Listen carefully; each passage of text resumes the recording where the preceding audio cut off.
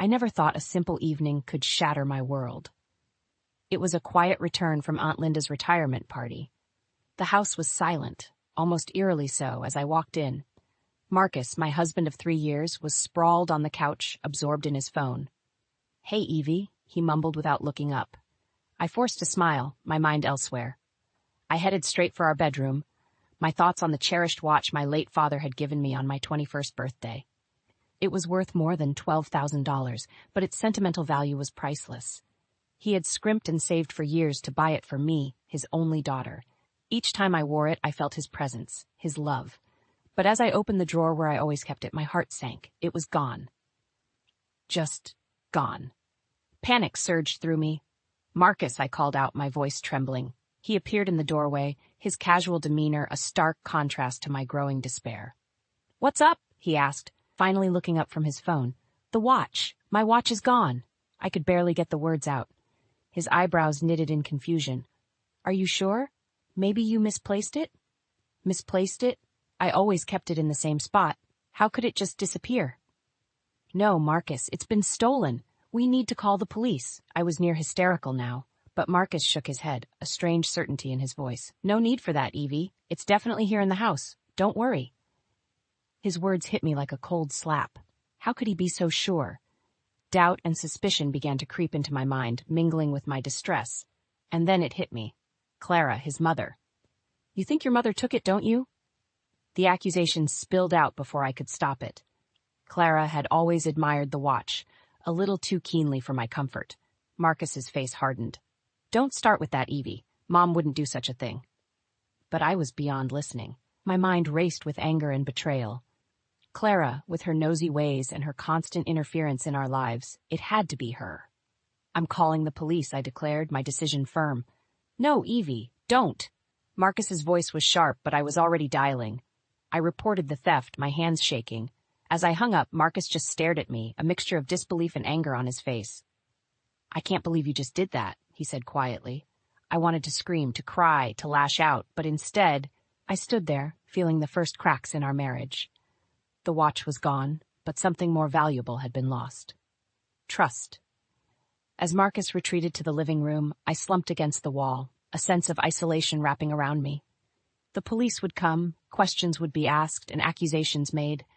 But deep down I knew that no matter what happened next, things would never be the same again. In that moment, I realized the bitter truth. I was living with a man who might choose his mother over his wife, and the thought chilled me to the bone. The days that followed were a blur of cold silences and unspoken accusations. Clara, Marcus's mother, was oblivious to the storm brewing in our home, or so it seemed. Her visits, once merely annoying, now felt like a deliberate invasion. On a Friday evening, Clara arrived with her usual pomp. "Evelyn, darling, I brought your favorite, lemon pound cake," she announced, placing the cake on the kitchen counter as if she owned the place. I forced a smile, my grip tightening on the kitchen towel. "Thank you, Clara. That's thoughtful." Clara waltzed around the kitchen, humming a tune, while I struggled to keep my composure. She opened cabinets, rearranged my spices, her every action setting my nerves on edge. Marcus, as usual, was no help. "Mom's just trying to be nice, Evie. Don't be so uptight," he whispered, his hand on my shoulder. I shrugged off his touch, my frustration boiling over. "Nice? Marcus, she's treating our home like it's her personal playground." Before he could respond, Clara called out, "Evelyn, darling, why don't you set the table? I'll finish up here." Set the table? In my own home? I felt like a guest, and a barely tolerated one at that. Dinner was an excruciating affair. Clara dominated the conversation, her every word dripping with condescension. "Evelyn, you really should try this new facial cream I found. It does wonders for those pesky wrinkles." I bit my tongue, my anger simmering. Marcus just smiled, oblivious to the barbs hidden in his mother's words. The final straw came when Clara started discussing our personal finances, a topic I had always considered private. "Marcus, dear, you really should invest in real estate. Evelyn's little job is cute, but you need something more substantial for the future." I couldn't take it anymore. "Clara, with all due respect, our finances are none of your concern." The room fell silent. Clara's eyes narrowed, a glint of malice in them. "Oh, I see. Well, I'm just trying to look out for my son. After all, we can't all come from money, can we?" Her words stung, a reminder of the modest background I came from. I felt Marcus's hand on mine, a silent plea for peace. But peace was the last thing on my mind. As Clara continued to prattle on, oblivious to the hurt she had caused, a plan began to form in my mind. If Marcus wouldn't stand up to his mother, then I would. Clara needed to learn that she couldn't just walk over people, and I was going to be the one to teach her. After dinner, I excused myself, claiming a headache. Alone in our bedroom, I allowed the tears to flow. Marcus's mother was ruining our marriage, and he was letting her. But I wasn't going to be a victim any longer. Clara had taken my watch, my peace, and my dignity. It was time for her to pay. My mind raced with ideas, each more satisfying than the last. Revenge, they say, is a dish best served cold, and I was ready to serve it up in spades. Clara had no idea what she had unleashed. But she would. Oh, she definitely would. The following week was a slow burn of anticipation. Each day, I plotted my revenge against Clara, fantasizing about the moment I would put her in her place. But nothing prepared me for the audacity of her next move. It was a Saturday morning. Clara had arrived unannounced, as was her habit now. Marcus had stepped out to run errands, leaving me alone with her. The tension in the air was palpable. I was in the living room, trying to read, when Clara sauntered in, a smug smile on her face, and there it was on her wrist, my watch. My heart pounded in my chest, a mix of rage and disbelief. "That's my watch," I said, my voice low and dangerous. Clara glanced at the watch nonchalantly. "Oh, this old thing, I found it lying around. Thought it might suit me." I stood up, my hands shaking. "You had no right to take it. It's mine." Clara laughed, a cold, harsh sound. "Finders keepers, dear. Besides, it looks better on me." The nerve of her. I felt a scream building inside me, but I swallowed it down. This wasn't just about the watch anymore. This was about respect, about boundaries. "You need to give it back. Now," I demanded, my voice steely. Clara waved a dismissive hand. "Oh, don't be such a drama queen, Evelyn. It's just a watch." Just a watch? It was the last gift from my father, a symbol of his love and sacrifice. And she treated it like a trinket. I took a deep breath, trying to control the tempest inside me. "You don't understand. That watch means a lot to me. You have no idea." But Clara just smirked. "Well, now it means a lot to me, too, so I guess I'll be keeping it." I couldn't believe her audacity. It was clear she had no intention of returning it. My mind raced with anger and hurt. This was a declaration of war. "Fine, keep it. But remember, Clara, every action has consequences," I said, my voice icy. Clara laughed again, clearly amused by my threat. "Oh, Evelyn, always so dramatic. Don't worry, I'll take good care of your precious watch." As she sauntered out of the room, I felt a resolve solidify within me. Clara had crossed a line, and I was no longer going to play the passive victim. Marcus returned home later, and I confronted him. "Your mother took my watch. She's wearing it like it's hers." Marcus sighed, running a hand through his hair. "Mom can be a bit eccentric. I'm sure she didn't mean any harm." Eccentric? This was outright theft. I could barely contain my fury. "Marcus, this isn't about being eccentric. She stole from me, from us, and you're just going to let her get away with it?" He avoided my gaze, a sure sign of his discomfort. "I'll talk to her, Evie. I promise." Talk to her? That was it? I realized then that Marcus would never stand up to his mother. It was always going to be me against her. But I was ready. Clara had made a powerful enemy in me, and I was going to make sure she regretted ever crossing me. I lay in bed that night, unable to sleep, my mind churning with plans of revenge. Clara had underestimated me, and she was going to pay for it. I was going to get my watch back, and I was going to make her suffer for ever thinking she could take it from me. The battle lines were drawn, and I was ready to fight. Clara had no idea what was coming for her, but she would learn. They all would. The days leading up to my plan were filled with a simmering rage. Clara's audacity to take my watch and flaunt it was unbearable. But what I discovered next pushed me over the edge. It was a Thursday evening, and Marcus was late from work. I decided to do some cleaning to distract myself. As I was tidying up the guest room, I stumbled upon something that made my blood run cold. Clara's belongings, neatly tucked away in the closet. Fury and betrayal swirled within me. I confronted Marcus as soon as he walked through the door. "Why are Clara's things in our guest room?" I demanded, barely containing my anger. Marcus's face paled. She's been staying here while we're at work. She said it was to help out around the house. Staying here? Without my knowledge? I felt like I was in a nightmare. And you agreed to this? Behind my back? I was shaking with rage. Marcus tried to placate me. She's just trying to be helpful, Evie. I didn't think it would be a big deal. Not a big deal? His mother, the woman who had stolen from me, was invading our home, and he thought it wasn't a big deal? This is our home, Marcus. Your mother has no right to be here without my consent. Marcus sighed, looking exhausted. I'll talk to her, Evie. I'll sort it out. But his promises were empty. I knew then that I had to take matters into my own hands. The next day I waited for Clara to arrive. The doorbell rang, and I opened it to find her standing there, the stolen watch glittering on her wrist. Evelyn, dear, I brought some groceries, she said, breezing past me. I closed the door and faced her, my resolve steeling. Clara, we need to talk. She looked at me, a smirk playing on her lips. About what, dear? About the watch, about you staying here without my knowledge. This ends now. Clara laughed, a sound that grated on my nerves. Oh, Evelyn, you're being ridiculous. I'm just helping out my son. I took a deep breath, trying to keep my composure. You're not helping, Clara. You're overstepping and you're stealing. I want my watch back, and I want you out of this house. Clara's expression hardened. I'm not going anywhere, Evelyn, and the watch is mine now. Get used to it. Her blatant disrespect and arrogance fueled my anger. This is not the end of this, Clara. I will get my watch back, and I will make sure you regret ever crossing me. Clara scoffed. Threats, Evelyn, really? You're no match for me. But she was wrong. I was more than a match for her, and I was going to prove it. As she went about her day, invading my space and my life, I put my plan into action. I contacted a lawyer, ready to fight for my rights, for my dignity. Clara had underestimated me, but she was about to find out just how determined I was. The battle lines were drawn.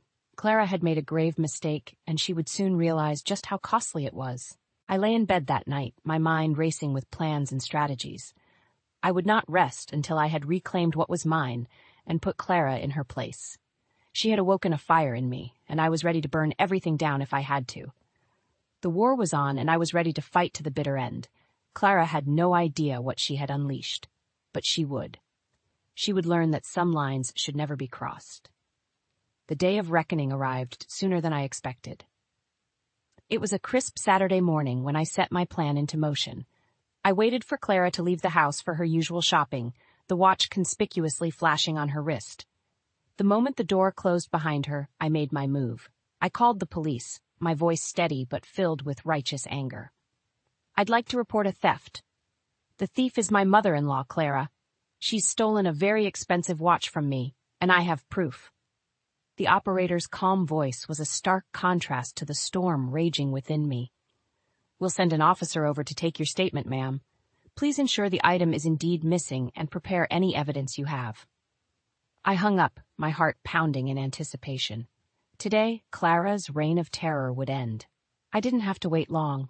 The police arrived just as Clara was returning, her arms laden with shopping bags. The look on her face when she saw the police car was worth everything I had endured.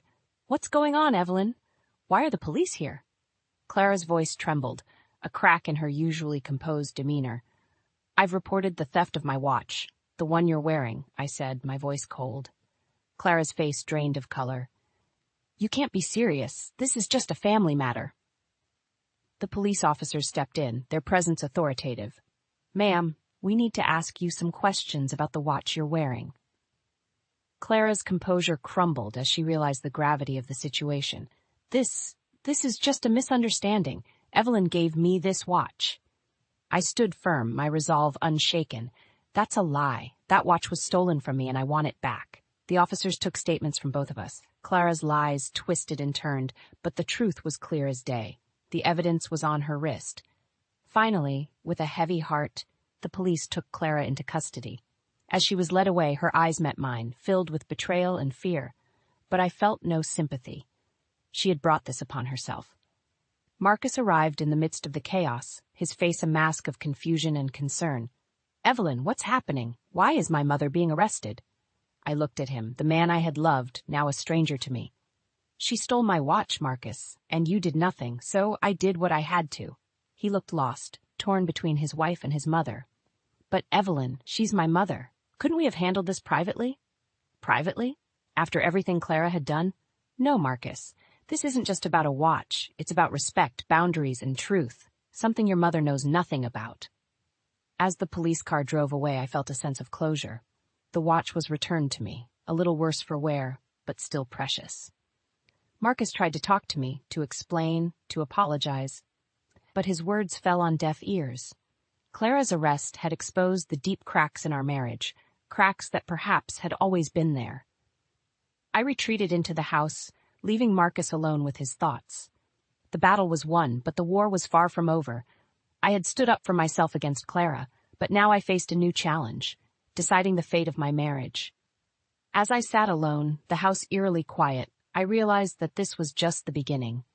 Clara's downfall was my victory, but it was also a stark reminder of the choices I had to make. I had fought for my dignity and won. Now it was time to fight for my future. The fallout from Clara's arrest was immediate and tumultuous. The news spread like wildfire, igniting whispers and stares in our community. But the hardest part was facing Marcus, who seemed a shadow of the man I married. A few days later, Marcus came to me, his eyes weary and voice heavy. "Evelyn, Mom's in trouble. She's facing serious charges, and her savings, they're gone. She's talking about selling her house." I listened, a mix of vindication and sadness swirling inside me. "Marcus, she brought this on herself. She stole from me, from us. There are consequences to actions. But she's my mother, Evelyn. I can't just abandon her," he pleaded, his loyalty torn. I sighed, my heart aching. "I understand she's your mother, Marcus, but where was your loyalty when I needed you, when she was invading our home, our life?" He had no answer, his silence speaking volumes. The next few weeks were a blur of legal proceedings and strained silence at home. Clara's once proud demeanor crumbled under the weight of her actions. She was found guilty and faced not only legal repercussions but also public shame. Marcus, caught in the crossfire, suffered at work. His performance declined, and soon rumors of his mother's actions reached his workplace. He resigned, unable to bear the humiliation and stress. One evening, as we sat in our living room, the distance between us like a chasm, Marcus spoke, his voice barely a whisper. "Evelyn, I think Mom and we're going to move. Start over somewhere else." I looked at him, the man I had once loved so deeply. "And what about us, Marcus?" He looked at me, pain etched on his face. "I don't know, Evelyn. I don't know if there's an us anymore." The words hung in the air, a painful truth we both had avoided. As Marcus and Clara's world unraveled, I felt a bitter satisfaction. Clara had paid the price for her arrogance and deceit. But the cost was high, too high. The day Marcus left, the house felt empty, a shell of the home we had built together.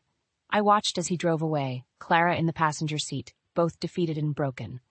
I sat alone, the silence deafening. My revenge had been successful, but it left me hollow. I had stood up for myself, but at what cost? I thought about the watch, now safely tucked away in my drawer. It was more than just a timepiece. It was a reminder of my strength, my resilience, but it was also a reminder of the price of revenge. The sweet satisfaction was fleeting, replaced by a lingering sadness. I had won the battle, but the war had taken its toll. As I sat in the quiet of my home, I realized that this was not the end, but a new beginning. I had to rebuild, to find myself again. The watch, my father's gift, was a symbol of that journey, a journey to rediscover who I was, beyond the scars of betrayal and revenge. The path ahead was uncertain, but I was ready to face it. With or without Marcus, I would move forward, stronger and wiser. Karma had struck, and its lessons were harsh but clear. It was time to leave the past behind and embrace a new future. One step at a time. In the weeks following Marcus's departure, I found myself in a state of reflection. The house, once filled with the noise of our life together, now echoed with silence. It was in this silence that I began to confront the reality of what had transpired. My revenge against Clara had been successful, but it had come at a great cost. I had lost my husband, and in many ways, a part of myself. But amidst the ruins, I found a sense of empowerment. I had stood up for myself, something I realized I had been afraid to do for too long. One evening, as I sat looking at the watch, a symbol of my victory and loss, my phone rang. It was Marcus. His voice was different, tinged with regret and sadness. "Evelyn, I just wanted to say, I'm sorry. For everything. I should have stood by you. I let you down." I listened, a myriad of emotions swirling within me. Thank you, Marcus. That means a lot, but I think it's too late for us now. There was a pause, heavy with unspoken words. I know, he finally said. I just hope you can find it in your heart to forgive me someday. I sighed, a weight lifting off my shoulders. I already have, Marcus, but forgiving doesn't mean forgetting. We both need to move on. After the call, I felt a sense of closure. The chapter of my life with Marcus and Clara was over, but a new one was waiting to be written. In the months that followed, I focused on myself. I reconnected with old friends, took up hobbies I had long neglected, and started to rebuild my life, piece by piece. Clara, on the other hand, faced her own demons. The legal consequences of her actions had left her financially and emotionally drained. The once proud and imposing figure was now a shadow of her former self. Through mutual acquaintances, I heard of her struggles, but I felt no joy in her downfall. It was a sad end to a sad story. As for Marcus, he tried to rebuild his relationship with his mother, but the damage was done. Their bond, once unbreakable, was now fragile and strained. He moved to a different city, starting over in a bid to escape the shadows of the past. And as for me, I learned to find joy in the little things. The watch, once a symbol of conflict, became a reminder of my strength and resilience. It was a testament to my ability to overcome adversity, to stand up for what was right. I realized that life was too short to be spent in anger and revenge. The experiences had taught me the value of forgiveness, not for the sake of others, but for my own peace. As I moved forward, I carried with me the lessons of the past. I had faced betrayal and come out stronger. I had learned the hard way that sometimes the best revenge is to let go and live well. The watch ticked on, marking not just the passage of time, but the beginning of a new chapter. A chapter where I was the author, writing a story of hope, healing, and new beginnings. In the end, I knew that the greatest revenge was in living a life full of happiness, a life that was mine and mine alone. And with that realization, I stepped into a future filled with endless possibilities, the watch on my wrist a constant companion on this journey.